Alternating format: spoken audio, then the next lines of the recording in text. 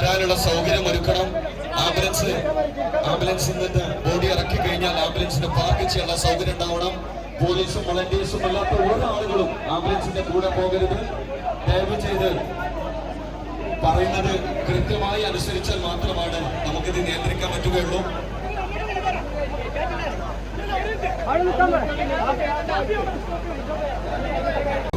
ആംബുലൻസിന്റെ അകത്ത് അവരെ കൂടെ അതിന്റെ കൂടെ നമ്മുടെ പന്തലോട്ട് ആംബുലൻസ് പാർക്ക് ചെയ്യാനുള്ള സൗകര്യം ദയവ് ചെയ്ത് നമ്മുടെ മീഡിയ അതുപോലെ വളണ്ടിയേഴ്സ് പോലീസ് അല്ലാത്ത ഒരാളും ആംബുലൻസിന്റെ കൂടെ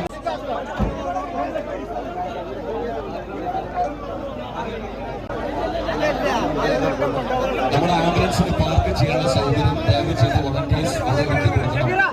നമ്മുടെ ഇവിടെ വന്ന ഓരോരുത്തരും ആംബുലൻസിന് പ്രത്യേകം പാർക്ക് ചെയ്യാനുള്ള സൗകര്യം കൂടെ നമ്മൾ ഒരുക്കി കൊടുക്കണം.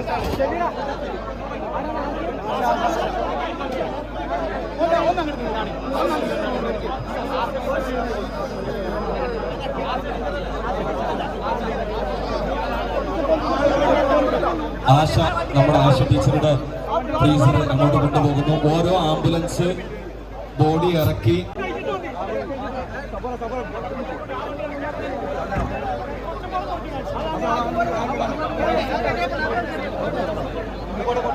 ശേഷം അത് പാർക്ക് ചെയ്യാനുള്ള സൗകര്യങ്ങളോട് ഒരുക്കി കൊടുക്കണം. അതേ ആംബുലൻസിൽ തന്നെയാണ്.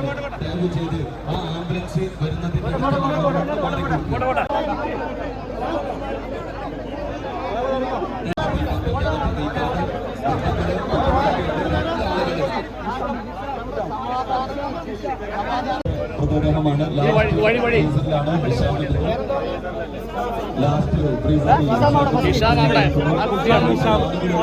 ഇതിന്റെ ബുദ്ധിമുട്ടുണ്ടാകുന്ന 14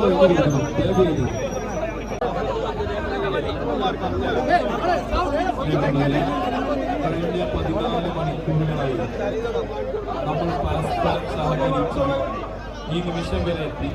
ആംബുലൻസുകൾക്ക് നമ്മുടെ അരസംഘടനയുടെ ലാസ്റ്റ് ഭാഗത്ത് പാർട്ടികളുടെ സൗകര്യം ഒരുക്കി കൊടുക്കണം.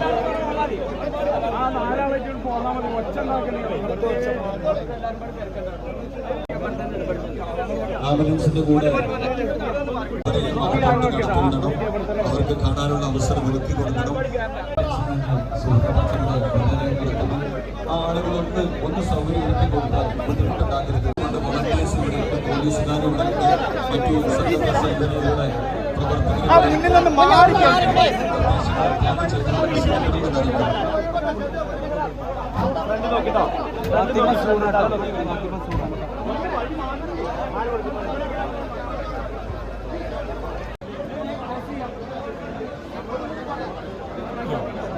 അനുഭവപ്പെടുന്നവർക്ക്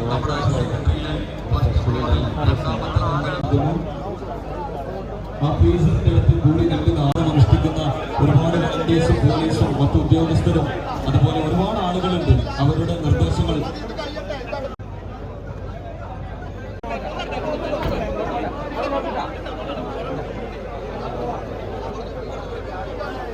ആംബുലൻസിന്റെ ഭാഗത്തോട്ട് ആളുകൾ ദയവ് ചെയ്ത് കൂടി വരരുത്.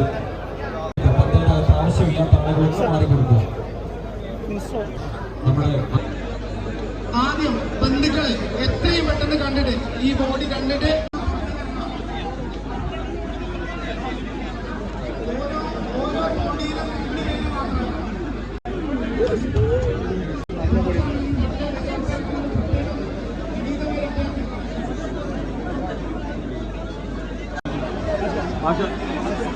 അങ്ങനെ കണ്ടുപോയി.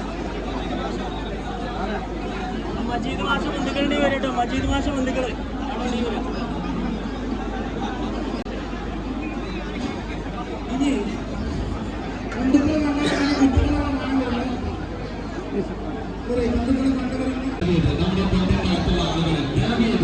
എല്ലാവർക്കും കാണാനുള്ള അവസരം ഉണ്ടാകണം. അതിനുവേണ്ടി നമ്മുടെ പ്രദേശത്തിന്റെ അടുത്ത് നിലനിർത്തപ്പെട്ട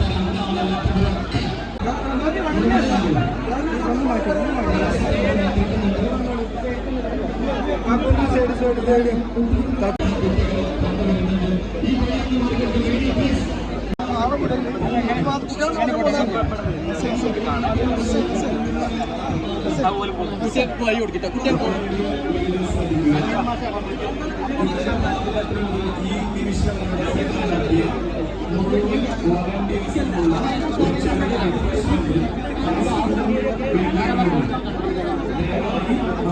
ഫോണുകൾക്കായി പോയി ഈ അവസരം ഉപയോഗിക്കുന്നതില്ല. ശ്രദ്ധിക്കുക, വളണ്ടിയർ ലീഡേഴ്സ് മാത്രമേ ബോഡികൾ കൂടെ പറയുള്ളൂ. ബാക്കിയുള്ള എല്ലാ ആളുകളും